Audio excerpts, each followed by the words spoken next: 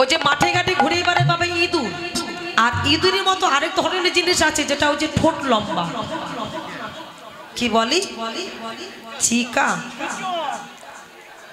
আমাদের সাতক্ষীরা জেলে বলে ছুচু। হ্যাঁ ছুচু, ওই ইঁদুর আর ছুচু। ওই যে মুখটা লম্বা একেবারে ঠোঁটটা লম্বা, আর এত সুগন্ধ বাবা, যদি কাছে দিয়ে চলে যায় তাহলে জানা যাবে ও গেছে। ওকে মারা তো দূরের কথা, বলে না ছুঁচো মেয়ের হাত গন্ধ করবে, একদিক বলে কি চিকা। তো যাই হোক, এই যে সেই চিকা যখনই ঘির প্রদীপটা জ্বালিয়ে চলে এসেছে, ওই চিকাটা কি করেছে, ওই ঘি খাওয়ার লোভে ওই লম্বা ঠোঁটটা একেবারে ঘির মধ্যে ডুবিয়ে দিয়েছে। আর যেই না ঠোঁটটা ঢুকিয়ে দিয়েছে, আর অমনি ওই সলতেটা ঘির পরশ পেয়ে আবার দাউ দাউ করে জ্বলে উঠেছে। তাই গৌর হরি বল।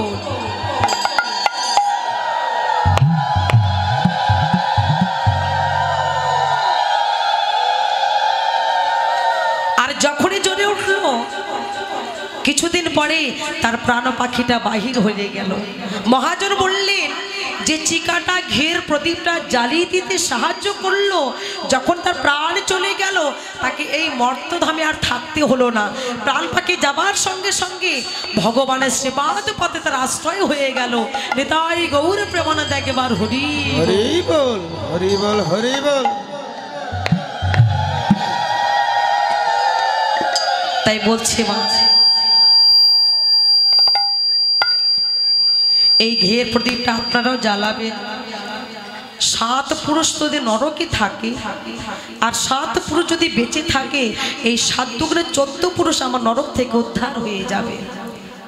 এটা একমাত্র সংসারে মঙ্গলের জন্য নারীদের ঘিয়ে প্রদীপটা জ্বালাতে হয়। সংসার সুখের জন্য আমার রমণীকে চিন্তা করতে হয়, নারীকে চিন্তা করতে হয়, তবে সংসারে মঙ্গল হয়। তো যাই হোক, আপনার পরম কৃষ্ণ অনুরাগী ভক্তগণ, আপনাদের চরণ ধরে বলবো, আমার ভগবান যেটা লীলা করে গেছেন শুধুমাত্র জীবকে শিক্ষা দেওয়ার জন্য, আর কিছু নয়। আর গুরুর গুরু পরম গুরু মাধবেন্দু পুরী, মহাপ্রভুর পরম গুরু মাধবেন্দু পুরী, যার জন্য ভগবান নিজে ক্ষীর চুরি করে রেখেছিলেন বাবা। এই লীলা করে গেছে ভগবান কোথায়, উড়িষ্যায় রেমুনা গ্রামে। আর যে মাধবেন্দুর কথা বলছি, এই মাধবেন্দু পুরীর জন্মটা হয়েছে আমাদের বাংলাদেশে। কোথায়, সিলেট গ্রামে, শ্রীহট্ট জেলায়, সিলেট। আগেকার যুগে ইংরেজিরা সেই জায়গাটির নাম দিয়েছে সিলেট, এখন সিলেট বলে পরিচিত। তো যাই হোক, সেই মাধবেন্দু পুরী, যার বাবা স্বয়ন আচার্য, চতুর্বেদ যার মুখস্থ, যদি এত আচার্য ব্যক্তি, যদি আর এত পণ্ডিত, এত শিক্ষাগত যোগ্যতা কেন হবে না গো? বাবা মা যদি ভক্ত হয়, সন্তান তো ভক্ত হতে বাধ্য। স্বয়ন আচার্য মাধবেন্দুকে উচ্চশিক্ষা শিক্ষিত করলেন। উচ্চশিক্ষা শিক্ষিত করে চতুর্বিদ তাকে শেখালেন, বাইরে তাকে আর শিক্ষা অর্জন করতে আর যেতে হয় না। কিছুদিন পরে তার বিবাহ দিয়েছিলেন। আহা, ভক্তির অধীন ভগবান। এই জগতে ভক্তের ডাক যদি সঠিক হয়, ভক্তকে ভগবানের কাছে যেতে হয় না, ভগবান কৃপা করে ভক্তের মাঝেই ছুটে আসে। আজ পরম ভক্ত মাধবেন্দু পুরী, যার জন্য ভগবান আজকে ক্ষীরের বাটি চুরি করে রেখেছেন বাবা। আমি সেই লীলাটির কথা বলবো। ভক্তের চরিত আস্বাদন করলে যদি আমাদের মতো ভক্তের চেতনা জাগে, আমরা অচৈতন্য জীব এখনো ঘুমিয়ে আছি। ভজনটা কোথায় দাঁড়িয়ে আছে, ভক্তিটা কোথায় দাঁড়িয়ে আছে, যার বর্ণনা করা যায় না। হরি বল। ঠিক আমার মাধবেন্দু পুরী স্বয়নাচার্য তার বিবাহ দিলেন। বিবাহ দেওয়ার পরে তার একমাত্র সন্তান হলো। যখন তার একমাত্র সন্তান হলো, কিছুদিন পরে স্ত্রী বিয়োগ হয়ে গেল। এ জগতে জানে বাবা, যার স্ত্রী বিয়োগ হয়ে যায়, যার জীবন থেকে সহধর্মিনী চলে যায়, এ জগতে সেই ভক্তই কেবল জানে যে কাছের মানুষ চলে গেলে কতটা দুঃখ পেতে হয়, কতটা কষ্ট পেতে হয়। যার হারিয়ে গেছে জগতে, সেই ছাড়া ব্যতিরিক আর কেউ জানে না। মাধবেন্দু সংসারে আর ভজন করতে পারে না। খেতে গেলে মনে পড়ে, হাঁটতে গেলে মনে পড়ে, শুইতে গেলে মনে পড়ে। হঠাৎ করে মনে পড়লেন আমি এই সংসারে থেকে আমার আর ভজন হবে না, এই সংসারকে পরিত্যাগ করে আমাকে চলে যেতে হবে। চলে আসলেন কোথায়? ভারতবর্ষের নবদ্বীপ মায়াপুর ধামে। যখন মায়াপুর ধামে নবদ্বীপে পৌঁছে গেছি, ঠিক এমন সময় ওই মাধবেন্দ্র পুররূপকে দর্শন করে অদ্বৈত আচার্য ডেকে বলেন, ওগো গুরুদেব, আমি তোমার কাছ থেকে দীক্ষা নিতে চাই। মাধবেন্দ্র পুরী বলেন, কি আমি সংসারকে ত্যাগ করতে পারিনি, আমি তোমার গুরু হতে পারবো না। বললেন, না, আমি তো মনে মনে তোমায় গুরু বলেছি, তুমি আমাকে দীক্ষা দাও বা না দাও, আমি তোমাকে মনে মনে গুরু বলেছি, কেন তুমি আমাকে দীক্ষা দিতে পারবে না? বলে, চেয়ে দেখো, আমি তো সংসারকে ত্যাগ করতে পারিনি। আমার একমাত্র ছেলে যার নাম গোপাল, যে আমার সঙ্গে আছে, কোথায় রেখে যাব? অদ্বৈত আচার্য বললেন, গুরুদেব, তুমি যদি আমার গুরুদেব হও তাহলে তুমি আমার বাবা হবে, তুমি আমার গুরু বাবা। তো গুরু বাবা যদি হও তা তোমার একমাত্র ছেলে আমার কি হবে? আমার ছোট ভাই। কথা দিলাম তোমার ছেলেকে আজকে আমার কাছে নিয়ে রেখে যাবে, আজ থেকে তার দায়িত্ব আমি নিলাম। সেই মাধবেন্দ্র পুরী নবদ্বীপ মায়াপুর ধাম পরিত্যাগ করে চললেন উড়িষ্যায়। পুরী ধাম উড়িষ্যায় যাওয়ার আগে মায়াপুর নবদ্বীপ ছেড়ে যখন পুরী ধামে পৌঁছাবে, ওই পুরী ধামে পৌঁছাবার আগে হঠাৎ করে মনে পড়ে গেল তার ছেলের কথা। ওই রেমুনা গ্রামে গিয়ে দাঁড়ালেন। ঠিক গোপালের নাম আরেকজন আছে, ওই নামটা শুনে মাধবেন্দ্র মনে পড়ে গেল তার সন্তানের কথা। মাধবেন্দ্র পুরী ধীরে ধীরে ওই মন্দিরের সামনে গিয়ে দাঁড়ালেন। সকল ভক্তগণ গোপালের প্রসাদ পাবে বলে দাঁড়িয়ে আছে, আর পূজারী পূজা করছে। আর ঠিক এমন সময় ভগবান অন্তর থেকে ডেকে বলছে, ভক্ত, তুমি আমার কাছে এসেছো? ও ভক্ত, তবে আজ এই জগতের সকল ভক্ত আমার কাছে ছুটে আসে আমার চরণ পাবে বলে। জগতে অনেক ভক্ত দেখেছি, কিন্তু মাধবেন্দ্র পুরী আজ আমি পরম বৈষ্ণব, তোমারও চরণ ধরি না পেলে আমার ভগবত জনম ধন্য হবে না। ওই পূজারী পূজার শেষে সকল ভক্তগণকে প্রসাদ দিতে দিতে ওই মাধবেন্দ্রর কথা ভুলে গেল। যখন মাধবেন্দ্র পুরীর কথা ভুলে গেল, বাবা সন্ধ্যা হয়ে গেল, কোথায় যাবে গো? ওই রেমুনা গ্রামে হাট বসে, আর দেখবেন যেখানে হাট বসে ছোট ছোট আটচালা করা থাকে। সন্ধ্যাবেলায় মাধবেন্দ্র পুরী বলছে, আমি কি করে পুরী ধামে পৌঁছাবো? এই রাতের বেলা আমি তো যেতে পারবো না, কাল সকাল হলে আমি যাব। আমি তো গোপালের প্রসাদ পেলাম না, আজ আমাকে অনাহারে থাকতে হবে। সকল ভক্তকে প্রসাদ দিতে দিতে ওই পরম ভক্তের কথা পূজারী ভুলে গেছে, কিন্তু ভগবান সেটা ভুলে যায়নি। ভক্তের জন্য ভগবান একটা ক্ষীরের বাটি আড়াল করে রেখেছে। পূজারী যখন সন্ধ্যাবেলা আরতি করিয়ে গোপালকে শয়নে দিয়ে যখন ঘরে ফিরে চলে গেছে, মাধবেন্দ্র পুরী যখন ওই বাজারে আটচালার নিচে যখন ঘুমিয়ে আছে অনাহারে, এইদিকে ভগবান পূজারীকে স্বপ্ন দর্শন করালেন। পূজারী, তুমি সকল ভক্তকে প্রসাদ দিলে, আমার পরম ভক্ত এসে দাঁড়িয়েছিল, মাধবেন্দ্র তুমি তার কথা ভুলে গেলে। ও পূজারী, যাও, আমার ভক্ত অনাহারে থাকবে, আমি সইতে পারবো না। আমি ভক্তির জন্য আমি ক্ষীরের বাটি রেখে দিয়েছি, যাও আমার ভক্তকে প্রসাদ দিয়ে এসো।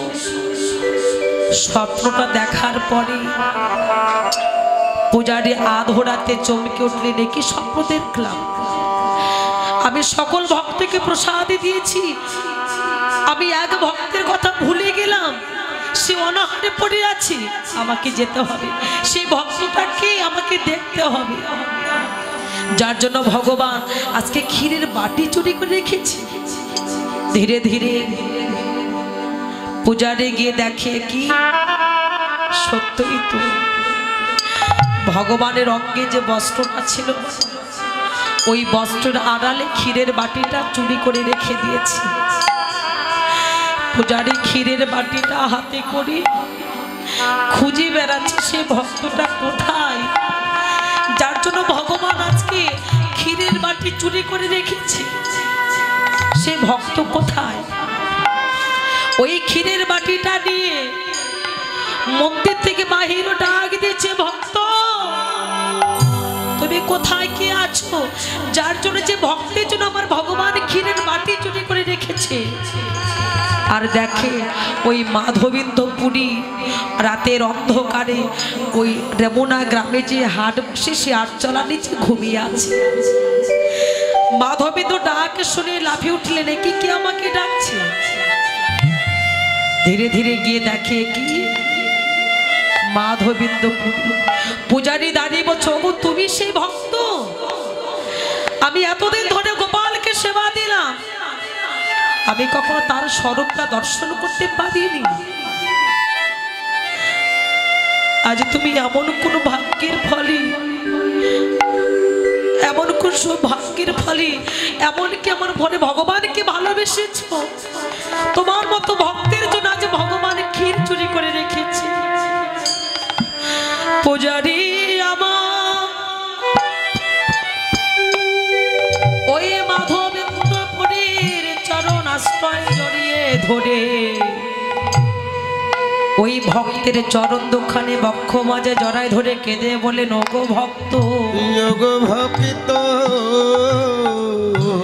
আমি সারা জনম গোপালের সেবা করে গেলাম, কখনো তার সর্বদর্শন করাই আমার ভাগ্যে হলো না।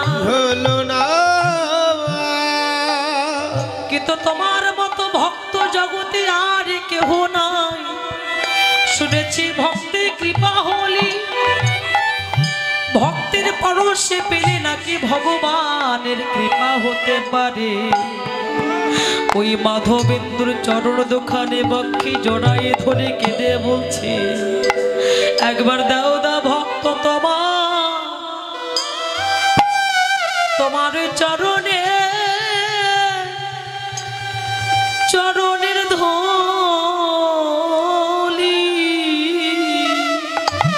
একবার দাও দা ভক্ত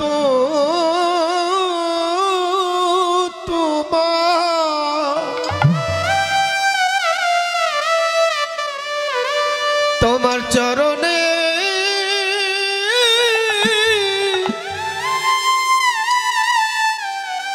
চরণের ধুলি,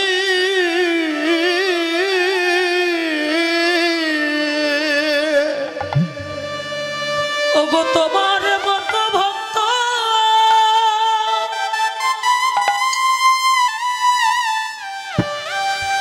তোমার মতো ভক্ত এই জগতে আর কে আছে। একবার দাও দা ভক্ত তোমার চরণ ধুলি, তোমার মতো ভক্ত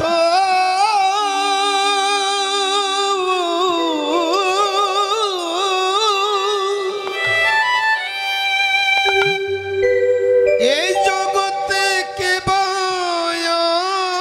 আছে। একবার দাও দাও ভক্ত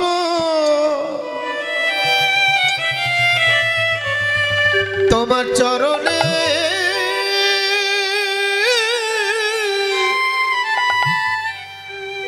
চরণের ধুলি,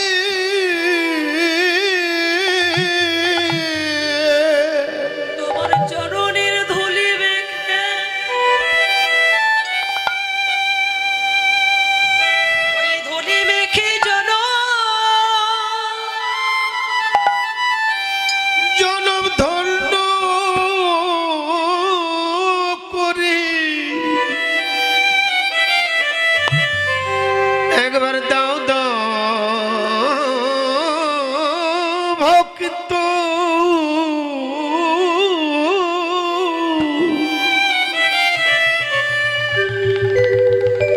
তোমার চরণে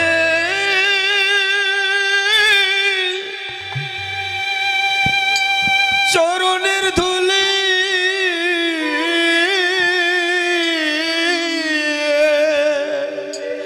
জগতে আমার ভাগ্যে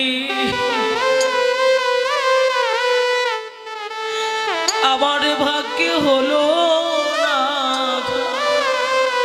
জগতে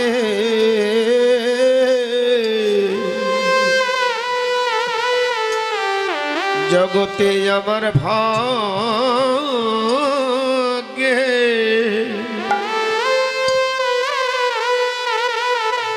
ভাগ্যে হলো না রে এই জগতে আমার ভাগ্যে হলো না গো। জগতে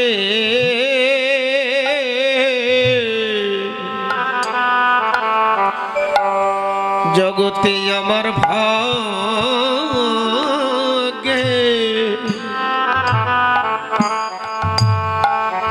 ভাগ্যে হলো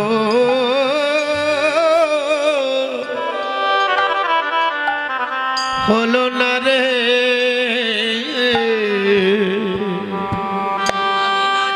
কত জনমে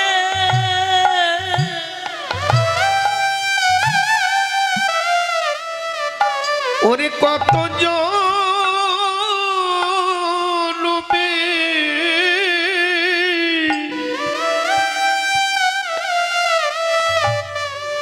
জনমের অপরাধী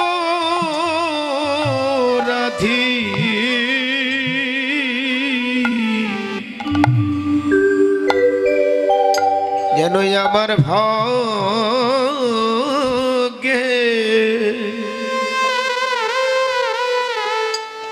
ভাগ্যে হলো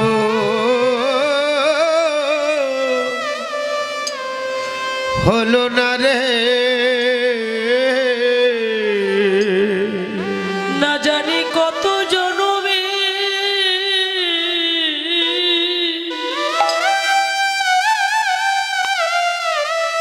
কত জনমের অপরাধী আমার ভাগ্যে হলো না গো। আমি কত জনমে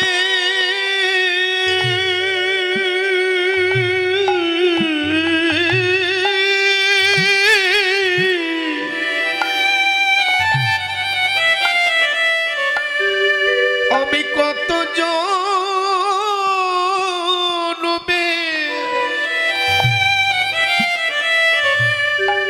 জনমের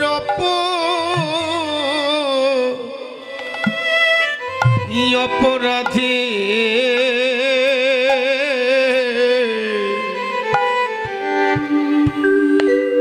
যেন আমার ভাগ্যে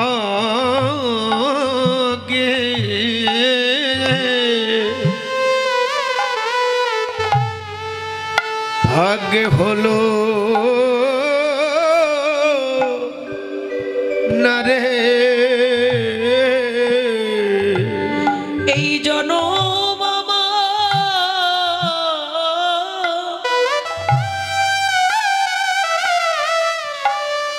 এই জনম আমার চলে গেল আমার ভাগ্যে হলো না গো। ওরে জনবাবা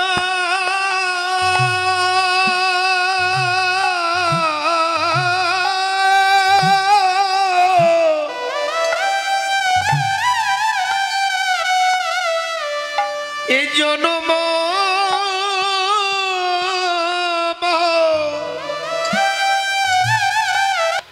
জনম আমার বিফলে গেল জগতে আমার ভাগ্যে হলো না গো। সাধের মানব জন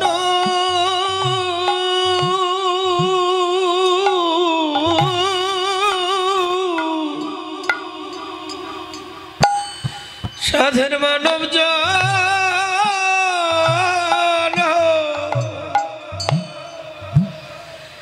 জনম বিফলে গেল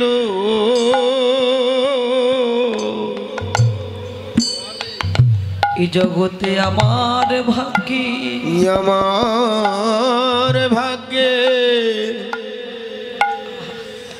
ভাগ্যে হলো না রে এমন ভজন যোগ্য দেহ আমার বিফলে গেল জগতে আমার ভাগ্যে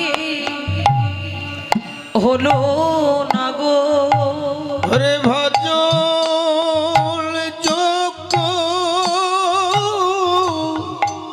জনম আমার বিফলে গেল জগতে আমার ভাগ্যে হলো না রে এভাবে আমার আশা যাওয়া সার হলো জনপি ফলে চলে গেল জগতে আমার ভাগ্যে হলো না রে মামা বিফলে গেল জগতে আমার ভাগ্যে হলো না রে এই সাধের জন বিফলে গেল বলি আমার ভাগ্যে হলো না গো হরি বল। বিফলে গেল আমার ভাগ্যে হলো না গো সাথের জন বিফলে গেল জন মামা বিফলে গেল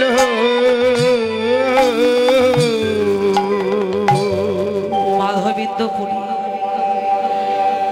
মাধবিদ্য চরণ দুখানি জড়ি ধরে পূজারি কাঁদছি ওগো ভক্ত সারা জনম আমি গোপালের সেবা করে গেলাম আমি কখনো তার দর্শনে পেলাম না তুমি কোন ভাগ্যের ফলে কোন সাধনার ফলে আজ ভগবানকে ডেকেছো যে ভক্তের জন্য ভগবান আজ ক্ষীর চুরি করে রেখেছে জগতে কত ভক্ত এসেছিল কারোর জন্য ভগবান ক্ষীর চুরি করে রাখেনি তুমি এমন পরম ভক্ত যার জন্য ভগবান ক্ষীরের বাটি চুরি করে রেখেছে তাই গৌর প্রেমানন্দকে বার হল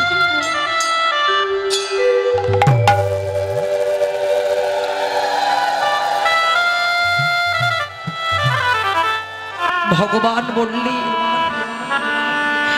এই জগতে ভক্ত আমার মাতা পিতা ভক্ত আমার গুরু ভক্ত আমার গুরু ভক্ত জনা নাম রেখেছে বাঞ্ছা কল্পতরু বাঞ্ছা কল্পতরু ভক্তের হাতে প্রেমের ডুরি ভক্ত যেই দিকে ঘুরায় সেই দিকে ঘুরি ভক্ত খাওয়ালে খাই না খাওয়ালে সেই দিন আমার উপবাসে যা যারা এই জগতে আমার চিন্তা করে আমি তার চিন্তা করি যে ভক্ত আমায় চায় আমি সেই ভক্তকে চাই কিন্তু জগতের মানুষ আমায় ভালোবাসে না সত্যই তো বাবা আমরা কি ভগবানকে ভালোবাসতে পেরেছি আমরা প্রকৃতি কি ভগবানকে ডাকতে পেরেছি পারিনি যদি আমাদের ডাক ভালো হতো যদি আমাদের চাওয়া পাওয়া ভালো হতো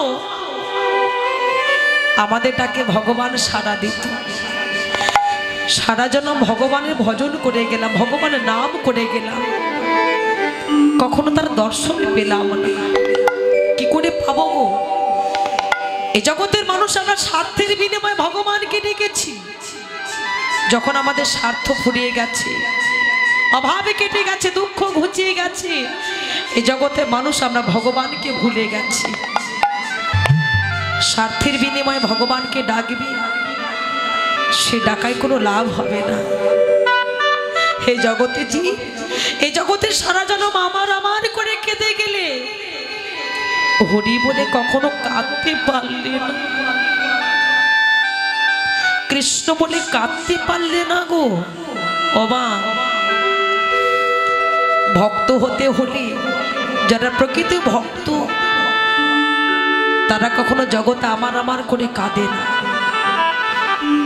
এই বাস্তব জগতের মাঝে যার প্রমাণ, তরকারি রান্না করেছ, আদা জিরে গরম মশলা সবই বেশি বেশি করে দেওয়া হয়েছে গো, কিন্তু লবণ দেওয়ার কথা মনে নয়, সে তরকারিটা খাওয়া যাচ্ছে না। মহাজন বললেন ওই তরকারি যেমন লবণ ছাড়া খাওয়া যায় না, লবণবিহীন তরকারি যেমন খাওয়া যায় না, ঠিক তেমনি এই নয়নের জলটা কখনো বদনে দেখেছ? এর কেমন স্বাদ। মহাজন বলেন, ও ভক্ত, যদি কাঁদতে হয় এই জগৎ আমার আমার করে নয়, এই লবণ মিশ্রিত নয়ন বাড়ি ঝরিয়ে একবার হরি বলে কাঁদো। হৃদয় গৌর হরি বল।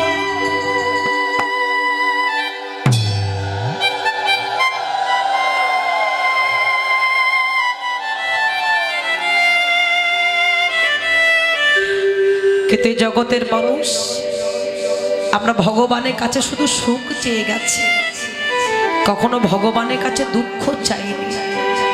তা যারা প্রকৃত কৃষ্ণ অনুরাগী ভক্তগণ তারা কখনো ভগবানের কাছে সুখ চায় না বাবা, তারা ভগবানের কাছে দুঃখ চাইতে ভালোবাসে।